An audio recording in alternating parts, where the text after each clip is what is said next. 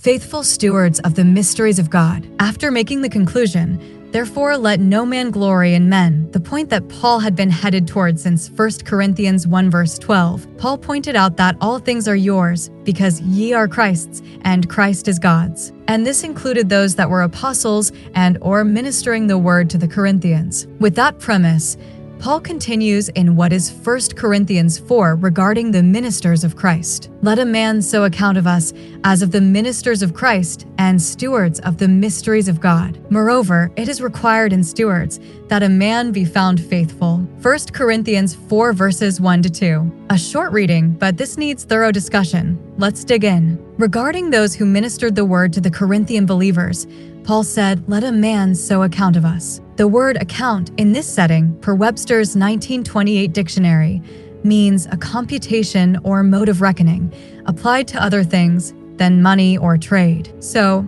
Paul is here instructing how the Corinthian believers should reckon as of the ministers of Christ. And the key bit of information here is of whom these men minister, and that is Christ. They are not to minister of themselves, or of others' expectations, or even of the physical needs of those to whom they minister. They are to minister of Christ, period. And further, Paul zeroes in on the content of a minister of Christ as he continues, and stewards of the mysteries of God. And when Paul speaks of the mysteries of God, it is per his calling and instruction that his content is the preaching of Jesus Christ, according to the revelation of the mystery, Romans 16 verse 25. Paul was the chief of the stewards of the mysteries of God, as it was to Paul that Christ first revealed same. But the requirement remains for all others who would be ministers and stewards in this mystery dispensation of the grace of God. But apparently of greatest importance regarding those who were ministers of Christ and stewards of the mysteries was, moreover, it is required in stewards